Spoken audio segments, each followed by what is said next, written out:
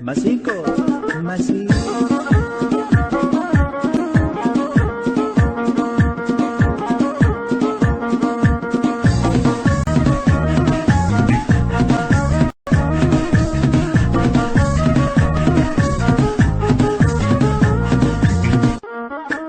Masico, masico.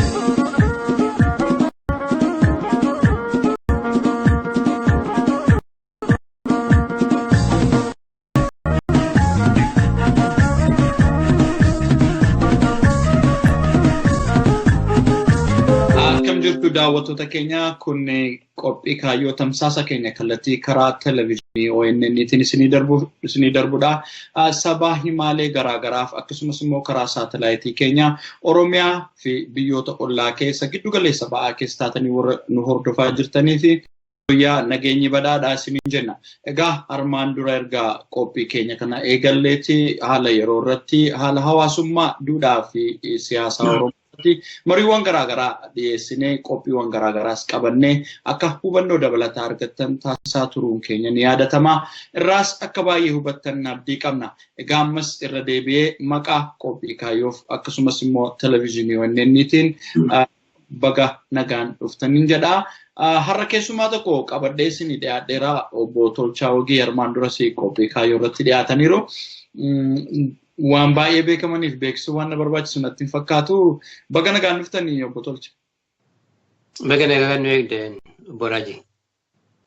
Ulfaadhaa yeroo lammaffaaf sagantaa keenyatti dhiyaachuu keessaniitiif egaa sagantaan keenya guyyaa har'aa dhiyeenya kana akkuma isin hubattan sabaa himaalee adda addaa irratti darbaa ture hayyuu keenya hayyuu seenaa beekamaa Oromoo mara biratti kan jaallataman obbo Ida'oo Booruu du'aan nu biraa boqotanii jiru. Haala isaan ilaalchisee egaa kana keenyaan bulchiinsa ONN's qopheessitoonni qophii kaayyoos gadda nutti dhaga'ame saba Oromoo fi jaallatamtoota maatii isaanii hundaaf armaan dura ibsinee turre. Har'a immoo lubbuun haa boqotan malee hayyuun keenya sirna awwaalchisaanii biyyatti dhalatan Oromiyaa naannaa aanaa dugdaa booraa magaalaa Maqiitti akka gaggeeffamudha kan odeessi karaa keessaa arganne nuuf ibsu.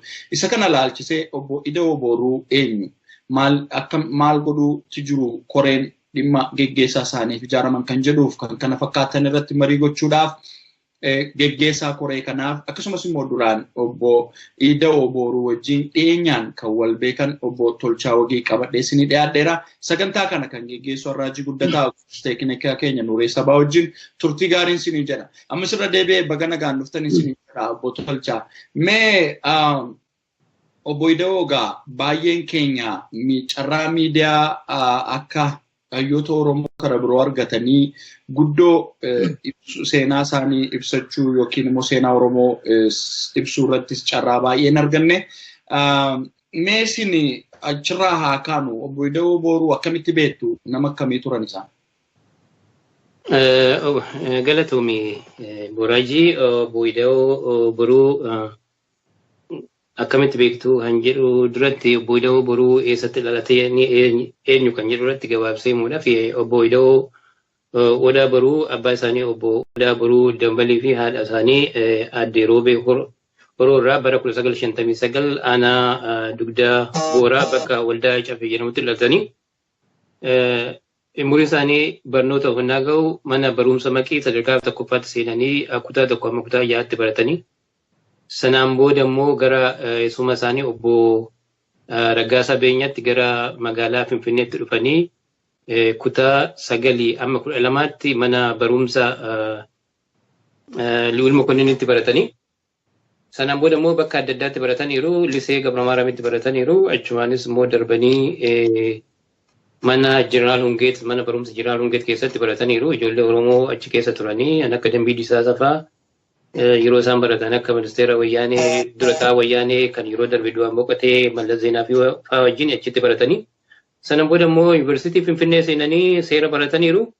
Egaa sadarkaa barnoota isaanii isin ibsuudhaaf achirraa qabanii biyya keessatti bakka adda addaatti deemanii barataniiru. Garuu sanaan booda gara iskoolaarii argatanii gara biyya Raashiyaa dhaqanii biyya Raashiyaatti istaastikii baratanii sanarraa immoo gara London deemanii London irraa immoo immigireeshin loo barataniiru. Obbo Ida'oon egaa looyiidha jechuudha.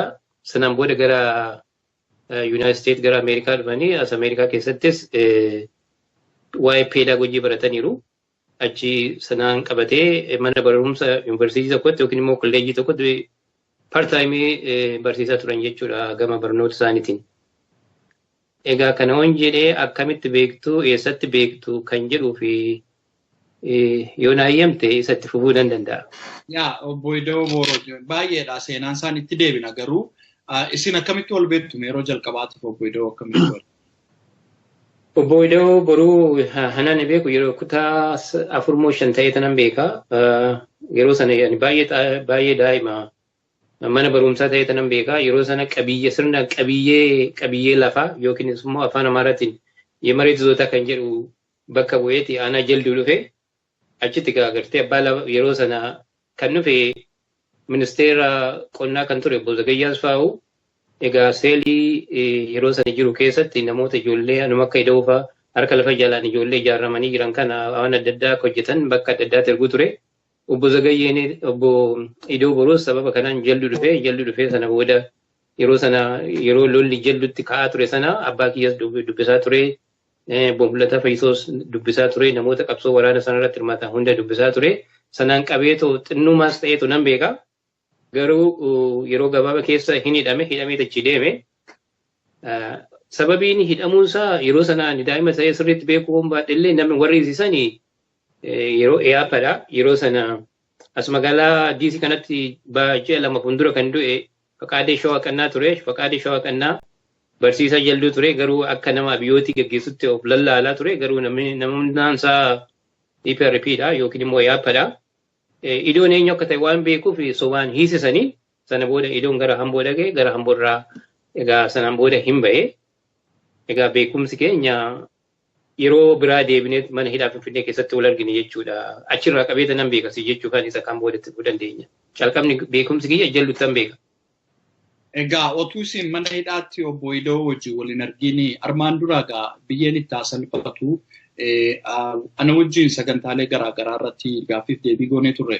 Yeroo tokko koronaa kaasan keessumaayyuu sochii barattootaa lafti qotee bulaaf jedhu sirna fiudaalaa cabsuu keessatti baay'ee akka shoora olaanaa taphataa turanidha.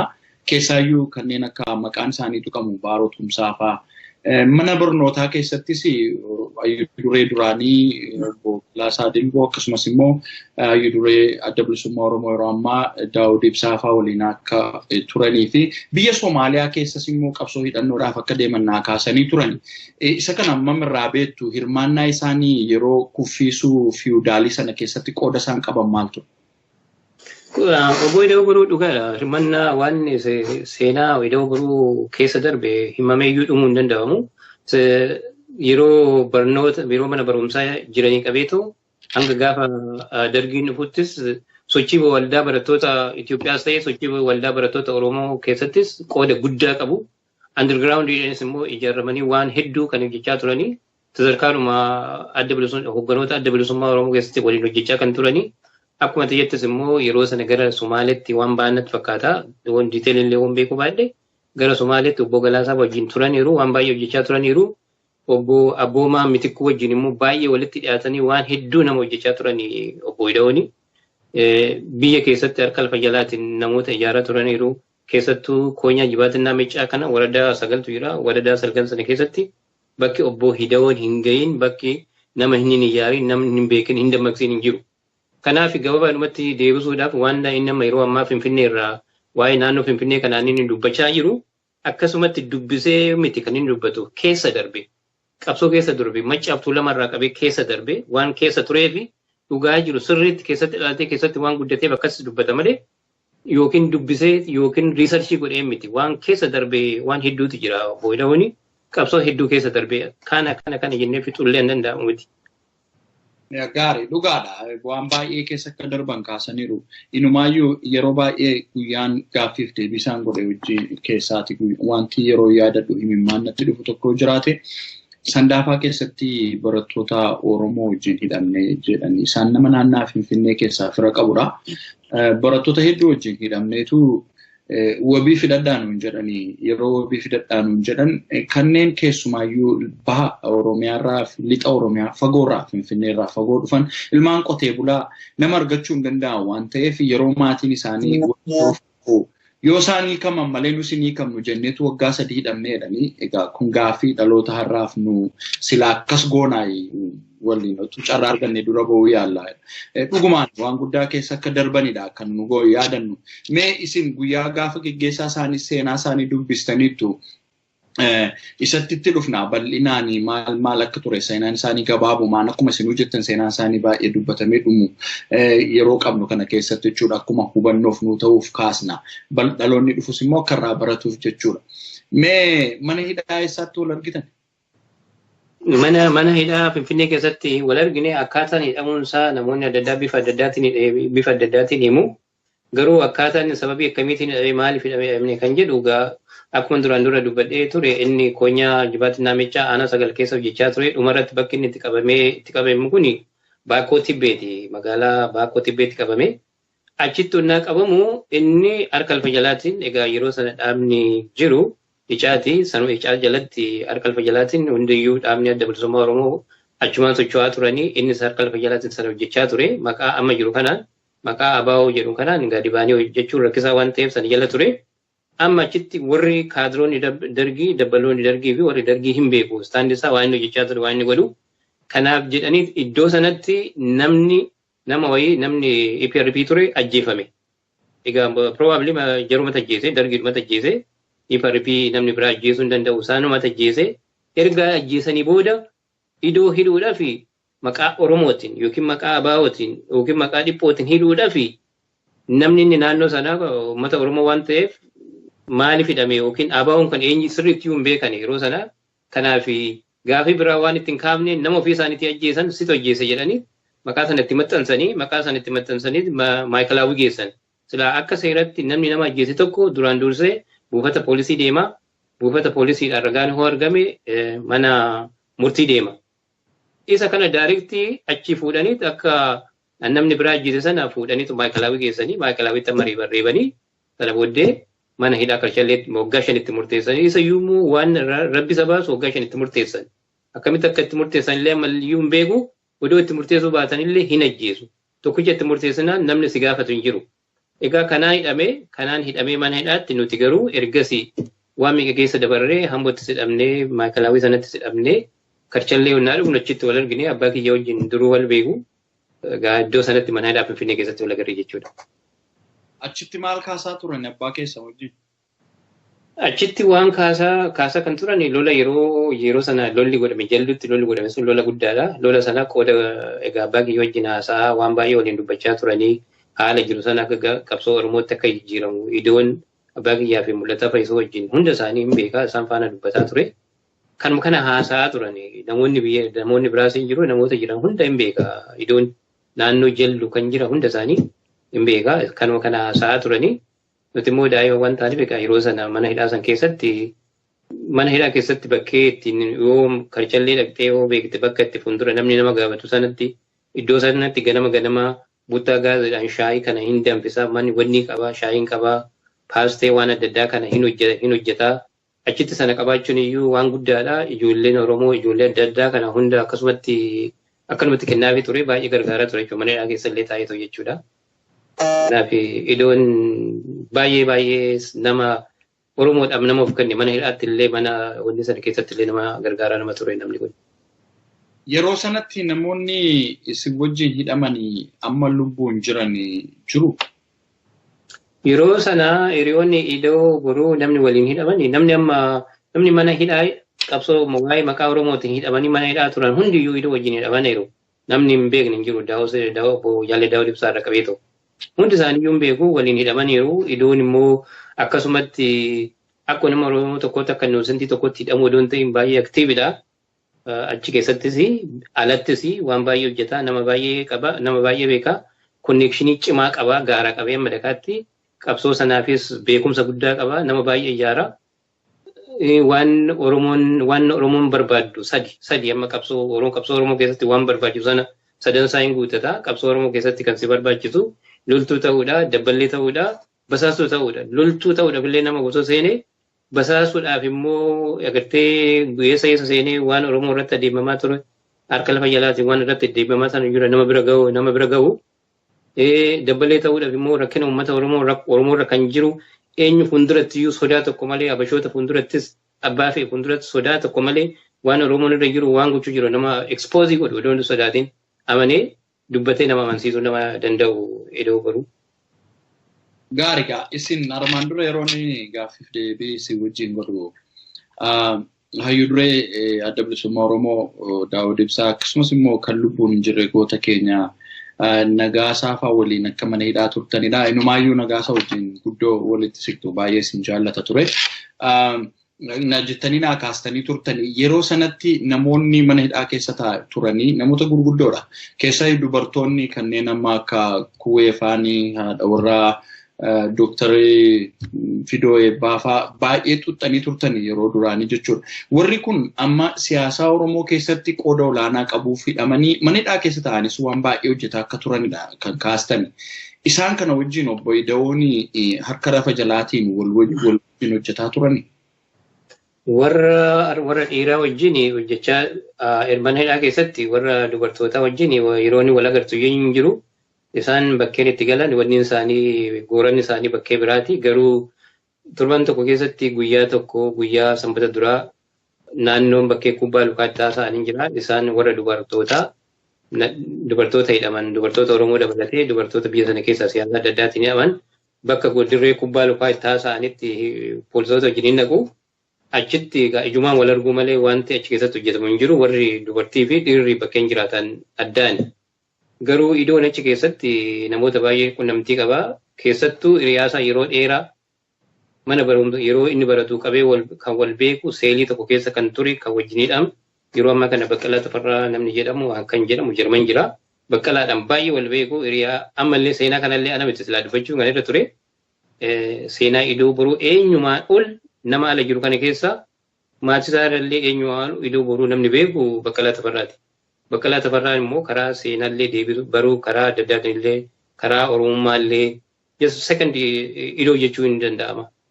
Kanaaf isa wajjin baay'ee hiriyaadha waan hojjetan waan dabarsan egaa 1970 irra keessaa qabeetoo amma gaafa idoon addunyaa kana irraa darbutti waliin turanii mana hidhaa sana keessatti namni idoo hin beekne hin jiru namni inni waliin wanni hin goone hin jiru namni hidhamanii mana hidhaa jiran hundi isaanii walumaan turanii jechuudha. Egaa mee obbo Idawoon erga mana hidhaatii ba'aniiti keessaayyuu immoo kufaatii dargii booddee bara chaartiraarraa kaasee qooda isaan qaban maal ture? Obbo Idawoon erga dargiin kufee sana booda gara biyya alaatti iskoolaariidhaan ba'anii involmentii baay'een qaban erga sana biyya alaatti ba'anii biyya alaa jiru barumsaa fi dargiin kufnaanis achumaan akkuma barumsa isaanii fixaniin achitti istaastikii baratanii gara London dhaqanii. London dhaqanii egaa achittis barnoota irra turanii waan hojjechuu qaban egaa karaa siyaasaatiin malee biyya keessatti erga dargiin kufee qooda guddaan qabanii jechuudha karaa biyya keessatti hojiidhaaf. Egaa daawwattoota keenyaa marii nu geggeessaa jirru waa'ee hayyuu keenyaa obbo Idawoo Boruu dhiyeenya kana du'aan boqotan ilaalchisee koree dhimma geggeessaa isaanii godhaa jiran obbo Tolchaa Wagii wajjinidha. Egaa sagantaan marii keenya ammasitti fufaa nu wajjin turaan siniin jedha. Egaa karaa keessaa wanti dhaamsinuu dhaamame tokko obbo Idawoo Boruu geggeessaa isaanii ilaalchisee koreen sadarkaa addunyaatti ijaaramuu isaati. Warra kana keessaati kan waliin gaaffiif deebii godhaa jiran obbo Tolchaa Wagii DC irraa. Akkasumas obbo Mootii Margaa Kaalifoorniyaa irraa, obbo Warquu Badhaadhaa Seattle, adde Warqee Bultoo Atlaantaa, akkasumas adde Tsigee Badhaadhaa Booston, obbo Tattalee Atlaantaa, obbo Biqilaa Deettii Minisootaa, Dooktar Asaffaa Jaalataa Tineesraa, obbo Teessoo Namarraa Kaalifoorniyaa irraa, akkasumas immoo bakkawwan garaagaraa Ameerikaan alatti obbo Kitaabaa Margaa Kaanaadaa irraa, obbo Silashii Noorweey irraa, Dooktar Geetaawun Baaroo Siwiidin irraa, obbo Caalchisaa Waamii Denmaark irraa, adde Angaatuu Baalchaa UK irraa, obbo Garashuu Tufaa Niizerlaand irraa, akkasumas obbo Tasfaayee Baayyuu Awustiraaliyaa koree dhimma kana geggeessan ta'anii hojjechaa jiraachuu isaaniiti. Warra kana akka qunnamtanii deeggarsa sinirraa eegamu akka gootan kan jedhu koreen sun nu dhaamtee jirti. Haga sanattu namoota kana warri argachuu hin dandeenye akkaawuntii yaadde Tsigee Badhaadhaa Bank of America account number 466 ABA routine number 211 Boston Massachusetts jechuudhaan gashuu kan dandeessan ta'uu nuuf dhaamanii jiru. Egaa dhaamsa isaanii kan akka hojiirra oolchitan abdiin qaba. Ittaan suudhaanis egaa reeffi obbo Ida'oo Booruu gaafa adoolessa 30/2017 ganama keessaa sa'aatii 6 yookiin immoo akka lakkoofsa biyyaatti ganama barii sa'aatii 12 dirree xiyyaaraa Finfinnee Boolee kan ga'uu fi sirna awwaalchisaanis immoo bakka itti dhalatan aanaa Dugdaa Boraa magaalaa Maqeetti kan geeffamu ta'uu isaati. Koreen kun kan nu dhaamte. Egaa asumarraan beeksisa kanatti aansinee marii keenyatti fufnaa sagantaa kana kan isin geggeessaa jiru Arraajii Guddataati. Amma xumura sagantaa keenyatti nu wajjin turaa jenna. Egaa obbo Tolchaa guyyaa gaafa bakka isaan dhalatanitti sirni geggeeffamu geggeessaa isaanii godhamu sana seenaa isaanii dubbistanii turtan. Haga amma marii keenya geggeessine keessatti seenaa obbo Ida'oo Booruu hayyuu keenyaa kan hin tuqamin hafe waan seenaa isaanii keessatti tuqame yookiin immoo namoonni bakka sanarraa qooda fudhatanii waa'ee obbo Ida'oo Booruu akkas turanii bara jireenya isaaniitti jedhanii isaan dhugaa ba'an ilaalchisee wanni jettan jira. Nuti waanuma irra caala waanuma sarara dhageenye fi waanuma maatii isaarraa dhageenye kan dubbannu. Maatii isaa yeroo hedduu qunnamaan ture jidduu kana obboleessa isaas inni Ida'oon obboleeyyan dhiiraa 5 qaba. Obboleeyyan dubaraa 3tu jira. Maatii isaa amman beekurra eessatti yeroo tokko konfiijinii tokko jira. Ida'oon eessatti dhalate kan jedhu irratti Ida'oon akka magaalaa Finfinneetti dhalateetti kan himanii garuu akka isaan immoo natti himanitti maatiin akka natti himanitti magaalaa Finfinneetti odoo hin taane achuma naannoo Maqeetti kan inni dhalate. Egaa seenaan isaa wanti haaraan waan inni keessa darbe qabsoo Oromoo irratti waan inni keessa darbee fi waan hojjechaa ture yoo ta'e malee isa kaan egaa diteelii waan warri biyya jiran maatiin isaa seenaa isaan barreessan diteelii hin beeku. Gaafa sana namoonni dhugaa ba'an waa'ee Ida'oo Booruu maal jedhaa turan? Gaafa asitti jechuu keetti gaafa teenisitti gaafa sana namni warroonni dhugaa ba'an gariin namoota sanaa gariin isaanii kan mana hidhaatti isa beekanii hiriyoota isaanii kan seelii tokko keessa jiranii gariin isaanii immoo biyya alaa kanatti qaamaan wal beekanii gariin isaanii immoo kan waan inni miidiyaa gubbaarra sooshaal miidiyaa irrattis bakka adda addaa irratti dubbii qajeellaa sirrii arraba qajeellaadhaan akka gaariitti waan inni sana ajaa'ibfatanii seenaa kan hin beekne sana kan baratanii waa keessattuu dhimma Finfinnee irratti sana walitti qabanii dubbatanii egaa keessattuu namoonni baay'een mana hidhaa keessa waliin turre irraa bakka akkasii waliin turre idoon nama kanaati idoon nama cimaadha namaaf nama gadduu namaaf nama yaaduu ofii isaatii Oromoodha jedhee nama of kennuu kan jedhu waan kana kun keessa jira. Namoonni baay'een isaanii immoo baay'ee hunda keenya kun gadda guddaadha dhugaadha beekamaadha. Nama akka Ida'oo Booruu kana dhabuun keenya baay'ee nu gaddisiisa. Keessattuu namni Ida'oon waan beekurraa parsantii tokkoyyuu hin dubbanne parsantii maaliif carraa hin arganne carraa miidiyaa hin arganne miidiyaan isa gaafatee riisoorsii inni sammuu isaa keessatti beekumsa inni qabu kana itti gargaaramee dhaloota boruutiif lafa kaa'een jiru kan nu gaddisiisu kana du'aatii namni iyyuu hin du'a namni eenyurraa du'a kanarraa iyyuu hin hafu garuu beekumsa isaa qabu kana dandeettii qabu kana uummata Oromooti lafa hin keenye kuni baay'ee nu gaddisiisa kan jedhu fi waan biraa waan hedduu jira kan dubbatame gaafituun namoonni dhiyaatan suni yeroo dhumti keenyan dhaabbame malee yeroo dhumatti dhaabsise malee waan baay'ee walaloon adda addaa dhiyaateera waa'ee gootummaa isaa gochaa isaa gaarummaa isaa jagnummaa isaa wanta Idoon gochaa ture hunda kan akka gaariitti ibsan hedduu ture. Gaarigaa nusi har'a akkuma galmaaf nu ta'uu fi malee sirnaan seenaa isaanii namoota beekan warra wajjin guddate maatii isaanis dubbisnee wanta seenaa isaan keessa darban dhaloonni akka hubatu godhuuf ni tattaafannaa amma galmumaaf akka nuuf ta'uufidha kan nu kana kaasaa jiru daawwattoonni keenya akkasitti nu hubadhaa. wanti ijoo keenya geggeessaan isaanii hin xumuramne waan ta'eef isa kanarratti birmannaan Oromoo cufaa waan barbaachisuuf isa kanarratti xiyyeeffannaan marii keenya guyyaa har'aa. Egaa obbo Idawoon dhugumaan lubbuun darbuun isaanii guddoo nama gaddisiisaa karaa qophii keenyaaf karaa bulchiinsa ONN gadda nutti dhaga'ame maatii isaaniif Oromoo maraafuu armaan dura ibsineerra kun gaadha jechuu keenya miti. Mee waan ijoo tokko isin kaastaniirtu dhugaadha. Komiin amma keessumaa sabaa himaalee hawaasummaa irratti ani arge obbo Idawoon raadiyoo Finfinnee irratti qophii tokko OMN irratti karaa qophii kaayyoo immoo yeroo 4 afaan Amaaraatiin yeroo 2 afaan Oromootiin yeroo 2 haala garaa irratti isaan dhiyeesseen ture. Carraa kana caalu waan argatan natti hin fakkaatu. Dhugumadha. Mee akkuma yaada keessaniitti warra kaaniifis barnoota akka ta'u komii akka miidiyaatti jiru akka keenyatti yoo nus ga'an dhiyeessine ta'e nan fudhadha komii sana akka kootti. Garuu dhuguma waa lama ilaallu tokko ga'ee miidiyaa carraa hin arganne maaliif namoonni baay'ee yeroo baay'ee deddeebi'anii waa'ee siyaasaa Oromoo seenaa Oromoos ni dubbatu obbo Idawoon carraa sana hin arganne inni kun irraa baratamuu waan qabuufidha. Akkamitti ilaaltu si waan kana?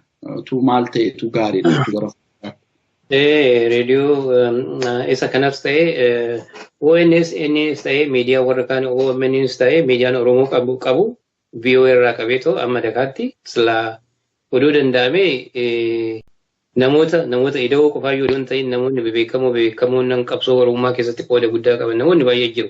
Ibin akkuma nama dubbadhee jire fakkeenyaaf akka Baqqalaa Tafarraa amma siin jedhe kun akkuma inni itti yoon kaase Baqqalaa Tafarraa Idoo wajjin namoonni ture 1974 irraa qabee qabsoo Oromoo keessa kan ture nama waan baay'ee rakkatee bu'aa bahii hedduu keessa kan darbee tos ga'e beekumsa isaallee nama Idoo boruuti gadi miti. Namoonni akkanaa kun hin dhiyaanne agartee amma yeroo ammaa kana namoonni baay'ee dubbachaa jiran baay'ee nu gaddisa warumti miidiyaa qaban illee baay'ee gaddinaa baay'ee nu gaddisiisaa odoo beekumsa kana namaan hiriinii akkasitti darbee kan jedhu hedduu jira egaa kun erga waraabessi darbee sareen dutti akka jedhan sana. Kanaaf in argina miidiyaa kanarrattis ta'e miidiyaa OMN irrattis ta'e namoonni irra deddeebi'anii yeroo hunda kan dubbatan namootuma murtaa'an namootuma waan feesidhuma tokko nuti argaa jirru.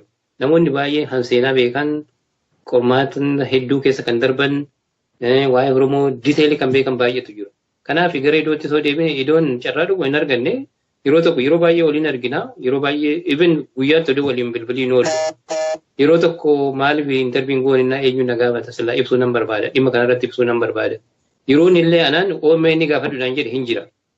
Jechuun isaanis hin beeku warri OMN keessa jirus hin beeku garuu egaa intervii godha jechuun barbaani. Yeroo tokko garuu akka inni natti himetti waa'ee Ortodoksii irratti intervii nuu kenni jedhanii gaafatanii ture. Lakki yeroo ammaa kana waa'ee Ortodoksii irratti maal intervii na kennisiisaa rakkoon Oromoo baay'eedha. Sana maaliif nan gaafattan nan jedhu deebii akka deebiseef natti himee ture. Kanaaf garuu fuulduraa yoo ta'e miidiyaan kun miidiyaawwan jiru miidiyoonni maqaa Oromootiin jiran kun hundi isaanii namoota gaafatamuun irra jiru namoota uummanni Oromootiif barumsa kennuun irra jiru. Har'as boruu iftaanis namoota murtaa'e dhiyeessuurra namoonni beekumsa qaban hedduu jiru. Namoonni qabsoo Oromoo keessatti rakkatan hedduu jiru. Kanaaf namoota kana gara miidiyaatti fiduun baay'ee barbaachisaadha. Siniin jedha. Sinillee dabalatee ta'u. ONF illee dabalatee ta'u jechuudha. Gaariidha. Ani akka miidiyaa reefuu jalqabnutti amma tokko carraa danda'ame nu argametti yaalleerraa gaadha kan jedhu jennoon qabu. Maqaa bulchiinsa ONN'tiinis isaan na bira hin jiraannes dhugaadha. Komii kana ni fudhannaa. Beektota Oromoo bakka garaagaraa irraati haala garaagaraa irratti mariisuu ni tattaafanna. Reefuu jalqabnaa daa'ima reefuun guddannedha. Humni keenyas immoo warra kaan wajjin wal madaaluu dhiisuu ni mala. Amma dandeenye garuu tattaafachuu irratti numa carraaqna. Yaada anis erga jalqabneeti waggaan guunnee yeroo maroo 4 obbo Ida'oo wajjin marii godheera. Keessumaa daawwattoonni keenya iddileedhaan akkan dhiyeessu yeroo baay'ee godhanii wanta baay'ee gaddu tokko yoo jiraate guyyaa dhuma isaan dhukkubsatan kaansarii ta'uu isaallee osoo hin barre akka hubi qoonqoo isaanii isaan dhukkubuuf baay'ee dubbachuu akka hin dandeenyeef waan wajjin mari'adhu akka gabaabsine mari'annu naaf himan ture. Baay'een gadda garuu otuu nama biraadha ta'eeti waan kana dhukkuba isaa dursa ta'an alatti waan Oromoon dursu ture. Hirribarraa kaaseen wayaa uffataniitu na wajjin marii geggeessan. guddoon gaddaa. Egaa gara fuulduraatti ni fooyyeffanna komiin sunaanuma jirudha. Ammas daawwattoota keenya mariin keenya itti fufamee egaa obbo Tolcha gara marii keenya bu'uuraatti haa dhufnu. Obbo Yindaa'oon erga dhukkubsataniiti dhukkuba kaansarii irraa qabamuu isaanii erga barameeti dhugaadha beeksisa tokko hojjennee fi turre namoonni akka irraa qooda fudhatanii karaa goofandiitiin gargaarsi isaanii godhamaa ture. Dhugaadhaan maatii Dr. Asaffaa Jaallataa karaa kanaan guddoo galateeffachuu barbaannaa keessaa mucaa isaanii waan kana kan eegale. Mee amma wantoonni kaan jiru awwaalcha isaaniitiifis maallaqni akka barbaachisuuf geggeessaan isaanii guddoo waan nama gaafatu ta'uu isaati. Duraanis goofandiin yaalaa isaaniif godhameera. Gariin yaalaa gahaa hin arganneeyyuu lubbuun isaanii darbe kan jedhanis jiru. Ammas immoo wanti maqaa isaaniitiin godhamaa jiru haala isaan Oromoof godhanii waliin madaalu waan ta'eef birmannaan guddaa barbaachisa kan jedhu jiru. Kanaaf akka waliigalaatti durataa waan kana koree kanaan kan deemu isin waan ta'eef mee gargaarsa isaanii jalqabaarraa kaasee amma immoo geggeessaa isaanii irratti maal hojjetaa jirtu uummata Oromoo irraa immoo maal barbaaddu kan jedhu bal'isaa nuu kaasa. Yaa'ii Obborati Galatoomii waa'ee duraan dursee waa'ee dhibee isaarratti waa xinnoo jechuun barbaada. Iddoon siruma dhibamee toon beeku yeroo baay'ee ergan biyya kana dhufe almost gara waggaa 10+ waan akkasiiti. Ergan biyya kana dhufe walgahii osaatiin yoonnaa dhufu as na bira bulaa waliin burlaa yeroo hundumaa guyyaa tokkos ta'u guyyaa lamas ta'u tures torbanis yeroo tureetu deemu jira guyyaa kana hundumaa waliin dabarsina. Dhibee kan jedhamu waa tokko hin qabu. Maaliif asitti miti kan wal beeknu biyya qabnee wal beekna waan baay'ee waliin haasofna waan baay'ee waliin mari'anna. Waan dhibeedhuma kan jedhamu isa gubbaa hin ture dhibameetu hin beeku namni kuni. Amma yeroo darbe odoo hin dhibamiin dura amma qoonqoo gubbaa na dhukkubaa jedhe na dhukkuba jennaan deemi mana yaala maaliif hin deemneen jedheen. Amma shakkeetiin lakki na dhukkubaa maal laa wayyaani dhibameen beeku dhibeeyyuun barbaadu naqu lakki deemu sirra jiran jedhee sana dirqisiisee amma beellama qabatee deemee beellama qabatee gaafa deemu guyyaa gaafa sana egaa waaquma naa kadhadhu malee hin beeku na sodaachiseeraa jedhe. Amma rakkoon jiru malee dhibee kee ofiiyyuu beekuun qixxee fayyaniiti jedheeni hin dhaqee akkuma deebi'een na akkuma lachuma bahee karaa gubbaa naa ga'u naa bilbilee dhibeen kiyya baay'ee nama sodaachisaa jedhe maal sin jedhan jennaan dhibeen kee esophagus kaansarii afaan keessatti seenaan jedhanii jedhe. Okay achii maal jedhan jennaan achii namichi inni na gaafate waan baay'ee naan jedhe waan baay'ee natti himee jedhe maal sitti himeenna waan baay'ee naan jedhe gaa waan tokko itti hime namichi achuma deebee waan hundumaaf iyyuu mee achi dhiisitii kaaskaanii fa'aa waan adda addaa godhi bakkee biraa deebiin jedheeni bakkee biraa akkuma ta'etti dhaqee deemee sanuma approovii godhanii achuma deebee namichi inni dura itti himeera. Anatti himne gara nama biraatti himee ture gara kana boodati umuruun kee gabaabaadha gara ji'a 3 caala jiraachuu hin dandeessu kan jedhu namni doktariin sun itti himee fakkaate. Anatti himne hinnaaf jedhee deebi'eetoo maatii isaatti bilbila warra maatii obboleessa isaa maatii fira biyyaa qabutti kuni ani obboleessa kiyyaati kuni obboleessa kiyyaati jedhee barreessee naa erge. Maaliif natti ergita? Ani hin beeku jireenya kiyya fixee waan hin jiruufi kanaaf waan hundumaaf iyyuu qabadhu naan jedhe. Maal ta'uu keetii iddoo waan akkasii ofii dhibee si dhukkuba kana dhibee na dhukkuba jettu kanarra ofii keetii of ajjeebita. Akkasitti yaaddee akkana jettee ofii keetii of ajjeebita. Namni dhibame jechuun immoo du'e jechuu miti. Maaliif akkas taata jedhee tanan loleeni achii takka ture guyyaa lama booda immoo riisiitii naa erge. Riisiitii nagahee naa erge nagahee ittiin lafa iddoo awwaalaa bitate. Amma onnaa irra deebi'ee dubbisu maalni kun jennaani lafa bakka itti awwaalamuun bitadhee jedhe maal bitteen jedhe maal gochuudha jennaani bitachuun narra jiraa jedhe. Akkas gochuun sirra hin jiru akkam taatetti bakka itti awwaalatu bitatta jennaan booda ani aariyoonni kiyya argee atuu bitachuu qabdaa naan jedhe atuu bitachuu qabda Oromoo rakkisuun sirra hin jiru naan jedhe Oromoo rakkisuun narra hin jiru maaliif Oromoon rakkata kanaaf atuu bitachuu qabda jedhee tanaanuma sinatti deebi'eedha jarri itti maniiru ji'a 3 caala hin jiraattu jedhaniiru amma galee manatti galee tanaan ol deebi'eetoo gaddi baay'een boo'ee homaa wanni hin jenne takka ture immoo onnaan wanni jedhu qeefaa waan adda addaa kana qulqulleessaa jiru onnaan bilbilu maal hojjette dallaafaa waan tokko tokko qulqulleessu maaliif qulqulleessita? Hin beeku garuma fuulduraa haati manaa kuni kiyyaa kunis nama biyya ormaati. Kanaaf waan tokko ga'ee namni jiraatti du'e akka namaan hin jenneefan qeefaa balbalafaa hunda waa tokko godhaa jedhe. Umatti dubbachuu hin dandeenye amansiisuu hin dandeenye dhufuu hin jedheen maal gootaa dhuftaa hin dhufiini jedhe. Achi immoo deebi'ee guyyaa 2 booda naa bilbilee amma maal ofii naannoo Atilaantaa magaalaa keenyatti dhiyoodhaan Atilaantaa namoonni jiranii kitaaba baay'ee jira qabeenyi kiyya hundi kitaaba kanarra jira kitaabni kun manaa bahuutu irra jira kanaaf akka dhufanii fudhatan itti naayiminaan jedhe idoo akkasiin jedhiin akkasitti yaadin kitaabni ati maal taata dhiba namni dhibame jechuun du'e jechuu miti maaf akkas taata bahuu qabaa jedhe. Egaa homaa gochuu hin dandeenye ilma jajjabeessaa dhuman ture yeroo hunda yeroo tokko tokko qonnaan bilbiluuf hin danda'eetu dubbadhu naa dhiyeessii jedhe odoo hin danda'eetu dubbadhu wanni jedhi jedhe boru naa bilbilee jedhe gaaffii numan jedhe teekistii naa godha immoo nan dhufa jedhe hin dhufin jedha oduma kana keessa garaati jettetti dhufuudhaaf Dr. Asaffaan kuulanii jechuudha kuulaniin jaalataa goofandii wanni goote. Goofandiin sun yeroo gabaabaa keessatti gara 30,000 guurrame odoo inni lubbuudhaan jiru goofandiin sun isaan mari'atame itti dubbatame maal wayyaa kam goonannaan egaa itti yaallamuudhaaf inshuraansiin inni qabu baay'ee wanni miti naannoon isaanii kun immoo iddoon naannoon biraa garaagarummaadha naannoon achi sun immoo naannoo isteetii warra adii kana wanni isaanii baay'ee koosiinsaa baay'ee qorichi kun baay'ee haayidha amma kanaaf mucayyoon itti dubbattee Dr. Asaffaanis itti dubbatee maal wayyaa akkamsii goonuu jennaan akkaawuntii haadha manaa kiyyatti tiraansfarii godhaa jedheeni gara 30,000 guurrame fiin keessaa murame garri 27,000 odoo inni lubbuudhaan jiru akkaawuntii sanatti darbee jechuudha. Kanaaf Dr. Asaffaanis yookiin immoo kuulaniin galata guddaa qabu waliin akkaawuntii isaatti darbee egaa sanuma keessa waan erga inni darbees waan tokko tokko ittiin godhamaa ture ishuma harkaa. Piroosesii reempee gara biyyaa ittiin deemuu waan godhamaa turan kunillee guutullee taate suma harkaa mucayyoo haadhuma manaasaa kana harkaa garuu gara fuulduraa biiliin adda addaatti dhufa biiliin mana yaalaa itti yaalamaa ture maaliif bakka tokkotti mana qabu waliin jiraatu maatiitti biiliin nama dhufa sana wanni wajjin gara fuulduraatti waan dhufe kabariidhuma goone jennee yaadneetuma amma ta'e irraa piroosesii tokko godhameera amma gabaabaadhumatti wanta nuti amma gochaa jirru koree dhaabnee jirru kuni.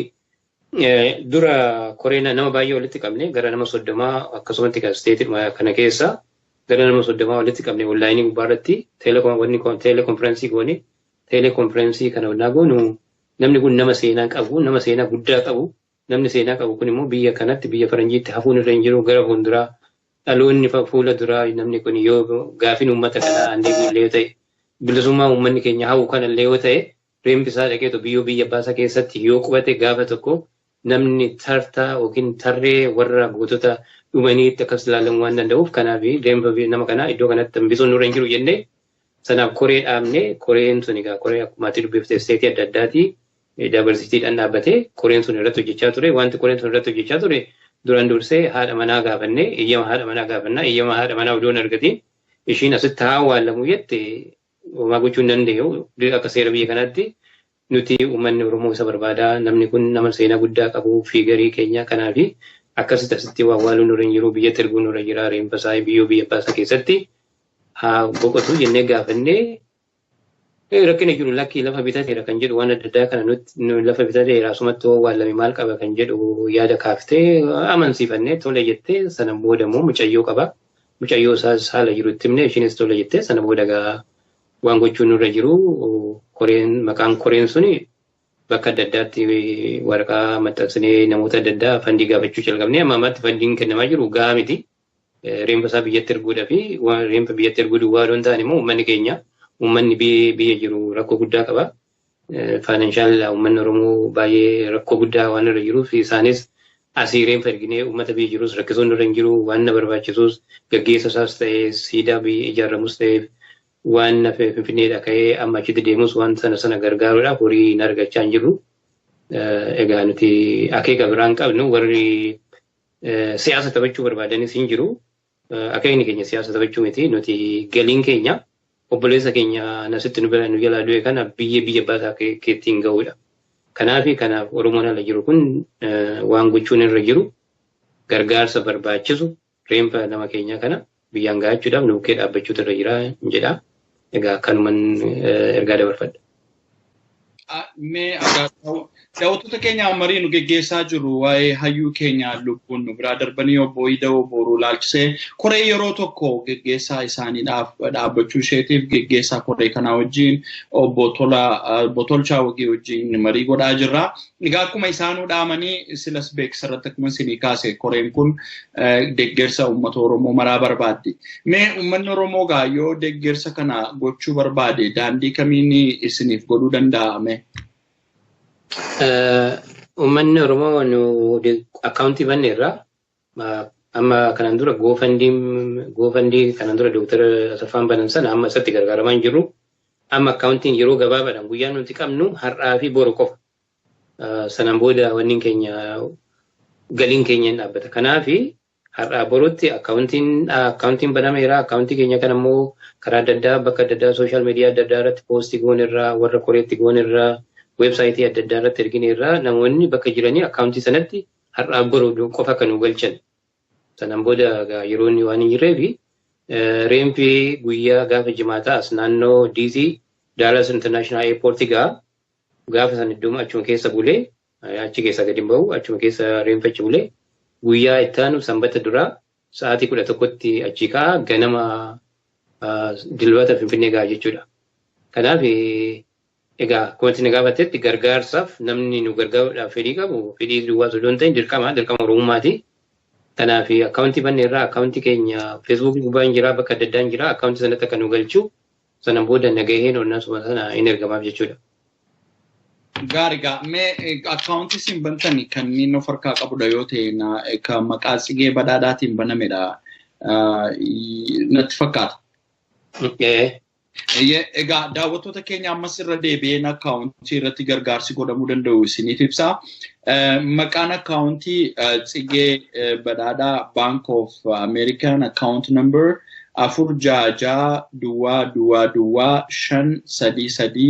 466-533-225 ABA routing number 111138 Boston Massachusetts jechuudhaan gashuu ni dandeessu. Yoommoo isiniif odeessa dabalataa yoo barbaaddan obbo Tolchaa Wagii DC irraa lakkoofsa bilbilaa 242565791 obbo Mootii Margaa California 428637413 obbo Warquu Badhaadhaa Seattle irraa 264228333 Aadde Warqee Bultoo Atlanta irraa 678914341 Aadde Tsigee Badhaadhaa Boston irraa 617361219 obbo Tasfaayee Qannaa Atlanta irraa 444552432 obbo Biqilaa Deettii Minnesota irraa 6271934 Dr. Asaffaa Jaallataa Tines irraa 865568429 obbo Teessoo Namarraa California irraa 916283125 kanneen USA ala jiraattan immoo obbo Kitaaba Magarsaa Kaanaadaa irraa 4167626 obbo Silashii Norway irraa 4795188 Dr. Tacaanee Bosonaa Siwidin irraa 467382355 Dr. Getaachoo Baaroo Siwidin irraa 467939477 obbo Caalchisaa Waamii Denmark irraa 456199249 Aadde Angaatu Baalchaa UK irraa 447474 38 obbo Garasuu Tuufaa New Zealand irraa 3168549 obbo Tasfaayee Baay'ee Austraaliyaa irraa 6143472 qunnamuu dandeessu jechuudha warra kana. Ammas akkuma obbo Tolchaan jedhan gargaarsi hayyuu keenyaaf godhamaa jiru kun gochaa isaan nuuf oolan waliin wal madaalu ammalleen immoo hundi keenya akkuma hubannutti reeffa nama tokko biyyatti erguun guddoo rakkisaa ta'uu isaatiif waan baay'ee qaalii kan nama barbaaduuf haalawwan yaadannoo isaaniif ta'u taasisuunis dirqama keenyadha kadhaa osoo hin taane jechuudha. Kanaaf Oromoon hundumti keenya sabaa himaalee irratti profile picture yookiin suuraa isaanii maxxansu hidhii xiixuun qofti bu'aa hin qabuuti waan nurraa eegamuun birmachuu qabna kan jedhus dhaamsa keenyadha.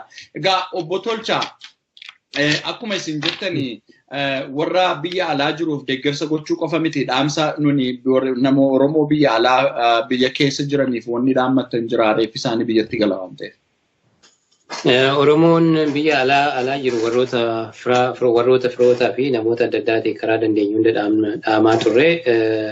Namni baay'een namni biyya jiru keessattuu ijoolleen sooshaal miidiyaa gubbaa jiran ijoolleen sabboononni namni Oromoo iddoo boruu hin beekne jiru. Warroonni gurguddaanis immoo umurii idootiin kan jiran namoonni beektonni Oromoo biyya keessa kan jiran hundi isaanii qabsoo inni qooda inni qabu namoonni biyya keessatti waliin hidhamanis baay'ee jiru mana barumsaa waliin inni san dabarsan baay'ee jiru qabsoo Oromoo irratti kan waliin hirmaatan baay'ee jiru. Ijoolleen ammaa immoo dhaloonni ammaa kun immoo waan inni haasa'aa jirurraa sabboona ta'uusaa beekaa ta'uusaa waan baay'ee akka irraa baratan hayyuu Oromoo ta'uusaa ijoollee nama jiran kunis hin beeku sooshaal miidiyaa gubbaa waan jiraniif. Kanaaf uummanni keenya uummanni biyya jiru baadiyyaas kan jiru magaalaas hin jiru reenfa nama keenyaa kana meenfa hayyuu keenyaa kana baay'eetoo seeraan farda qabatee gulfee akka kabajaan reenfa kana simatee bakka dhaloota in bakka itti dhalate gara naannoo maqeetti akka geessu kabajaan kan yaadachiisa. Egaa kanuman himadha jechuudha nama biyyaatiif. Galatoomaa Gaabbo Tolchaa. Egaa nunis maqaa bulchiinsa ONN'if qopheessitoota sagantaa qophii kaayyootiin gadda nutti dhaga'ame uummata Oromoo maraa maatii isaaniif ibsaa. Egaa komiiwwan ka'an kanneen keessumaayyuu obbo Ida'oon carraa miidiyaa argatanii hawaasa kana barsiisu. Inumaayyuu egaa uummanni Oromoo erga gabrummaa jalatti kufeeti kaasee seenaan dhalootatti barreeffamaan yookiin immoo waan biraatiin darbaa ture hin jiru affoolaa walirraa dabarsaa ture. Obbo Hayyuun keenya obbo Dawoo Booruu wal dorgommii hin qabani waan kanaan. Egaa waan darbe irratti irraa barachuu danda'u qabna. Ammas bakka jiran irratti hayyuuwwan Oromoo waan seenaa Oromoo dhugaa jirtu dhaloota kanaaf dabarsan keessaayyuu amala yeroo ammaa argaa jirrutti hayyuuwwan Oromoos haa ta'u namoonni waa'ee Oromoo xiinxalan seenaa dhugaa osoo hin taane akka ilaalcha siyaasaa isaaniif mijatutti seenaa daddabsaa deemuun ni mul'ata. Isa kanarraa qulqulluu kan ta'an hayyuun keenya kan akka Dawoo Booruu namoonni baay'ee bakka garaagaraa jiru waan ta'eef carraa miidiyaa argachuu qabu kan jedhu komii sana ni fudhanna. Ammas irra deebi'een maqaa bulchiinsa ONN'tiif qopheessitoota qophii kaayyootiin gadda nutti dhaga'ameen ibsuu barbaada. Egaa akkuma isaan dhaammatan koreen kun dhaammatan deeggarsi isaaniif godhamu ammalleen itti fufuu qaba kan jedhuuf armaan dura deeggarsa godhame irratti maatii Dr. Asaffaas ni galateeffanna. Oromoonni biyya keessa jirtanis immoo akkuma isaan dhaammatan gaafa adoolessa 30 ganama sa'aatii 6 yookiin immoo akka lakkoofsa biyya sanaatti ganama 12 barii jechuudha. Dirree xiyyaaraa Finfinnee Boolee kan ga'u ta'uu isaatii fi achiin booda immoo aanaa Dugdaa Booraa naannaa Maqiitti sirna awwaalchaanii kan gaggeeffamudha. Isa kanarraa akka qooda fudhattan isiniif dhaamna. Egaa obbo Tolchaa wanni jettan yoo hin jiraanne ammas guyyaa biraa waa'ee seenaa isaanii bal'inaan jechuudha kan amma akkuma galmaaf nu ta'u kaasnetti warra wajjin dhalatee maatii isaanii fi warra wajjin hojjetan kanneen biroos dabalannee sagantaa bal'aatiin walitti deebi'u osumaan waadaa sinii gala. Obbo Tolchaa wanni dabaltan jira. Wanni dabalu gaa akkuma kanan dura dubbadde wanni jedhu waan addaa hin jedhu idoo garuu akkuma beekamu du'aatiin isaa gadda guddaadha uummata Oromootiif gadda guddaadha. Kanaaf maatiin isaa hundi maatii isaa uummata Oromootiif jabina haa kennu.